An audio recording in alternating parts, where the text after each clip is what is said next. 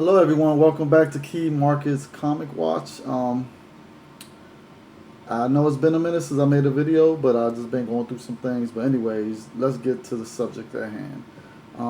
Just picked up this little beautiful book right here, Astonishing Tales number 11.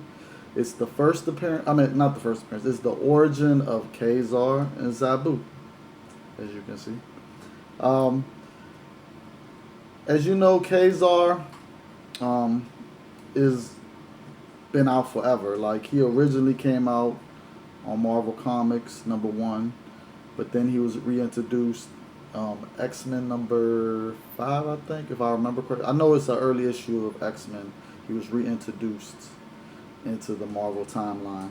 So, that being said, I don't know if they're gonna use them anytime soon, because I don't know if, the X-Men franchise has the rights to him or if Marvel has the rights to him. But eventually, if Marvel does have the rights to him, and you guys probably know if he does or not, leave me a comment, let me know whether or not they do, who has the rights to KA-ZAR. But if Marvel does have the rights to him, hopefully they do something with him, which I know in Marvel, they've been, going everywhere, like they went to outer space. They're doing the supernatural now. They're doing magic. They doing all types of stuff right now. So who's to say they're not gonna jump into the savage land? Why not? I mean, as you can see, Jurassic Park the last movie made a killing. So why would they not want to capitalize on that? People love dinosaurs. Savage land, just add another element to Marvel. So definitely, if you see this issue, pick it up. It's the origin issue.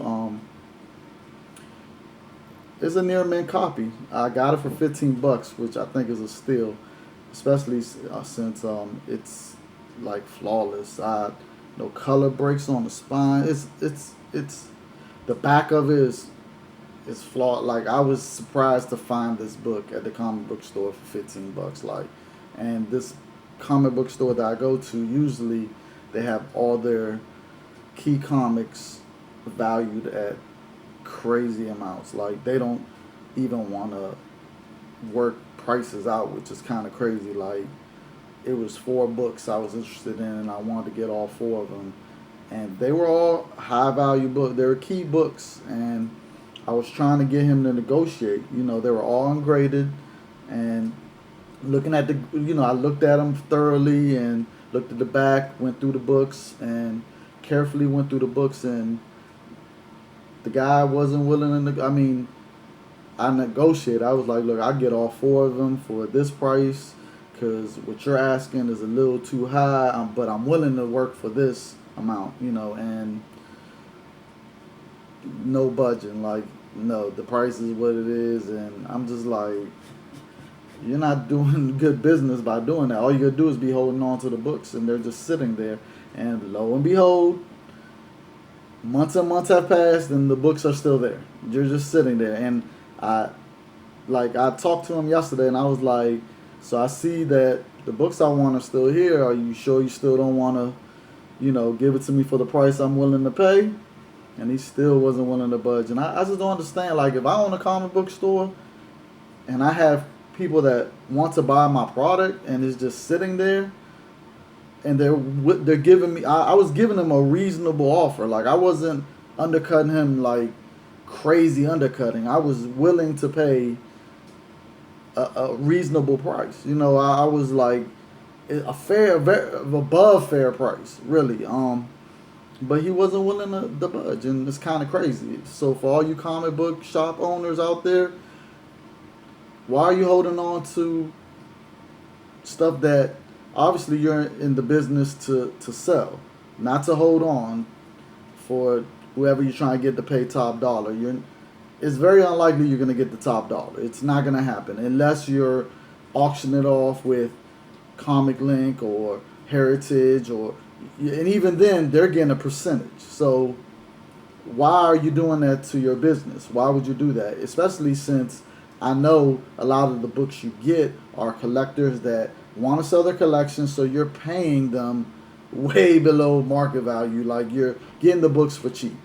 So why are you trying to get top dollar, which makes your books just sit there when you have someone come in your store and wants to buy your books? It just doesn't make sense. Like, that's kind of crazy. So that's bad business, just to let you know. Because you're always going to get more people coming in eventually that's going to sell their collection, and you're always going to have books that you get for cheap. So sell your books when you have a reasonable offer from a collector that loves books. Like, I love comic books, so I don't just get them just to sell them or for value, all that stuff. I get them because I love them. You know, it's an issue that I actually want. Every now and then I might get an issue that is a key issue that I'm not even really interested in, and I get it because, you know, it's a key issue, you know. So, but a lot of times I wind up reading the book and loving the book, you know, so it is what it is. But overall, I am a collector. I've been reading comics forever. I love comic books. Comic books, I just love them. I'm not in it for the money. I love comic books. I have so many of them. It's crazy. And they're not all key issues. I say 90% of my collection is not key issues. You know, they're just issues that ain't worth nothing for real, but I love them. And I'm pretty sure a lot of you guys that look at my video love comic books too. You do it because you love it. And these comic book comic book shop owners need to realize that we love books. So be reasonable with your, if we're constantly spending money with y'all, you got to be reasonable with your customers. You can't always be trying to get top dollars. It's just not cool. But anyways, let me get back to the subject at hand. So yeah, there's an origin issue. I don't know when they're gonna do anything with them, but it's a key issue because this is origin, and it's a very good book. The art is pretty good. I liked it. So definitely try to get this book. I saw it on eBay. I see a lot of copies on eBay, but not in the near mint copy. I see a lot of very fines, and it's a very hard book to get in a high grade because of the white. And as you can see, it's very, very hard because of the white. Because a lot of the ones that I've seen on eBay are dirty. You could tell the white. You could tell people been touching it like with dirty fingers or something. I don't know. They just didn't handle it right, and it's really dirty. Like, and it has a lot of other issues. But this one, definitely, I'm happy to pay the $15. I'm surprised I was able to get it for $15. It's definitely a 9.8 or a 9.6. There's no way that it could be any lower than that. It's nothing wrong with it, like nothing. So I'm very proud to get this. Hopefully they do something with KA-ZAR. Never know.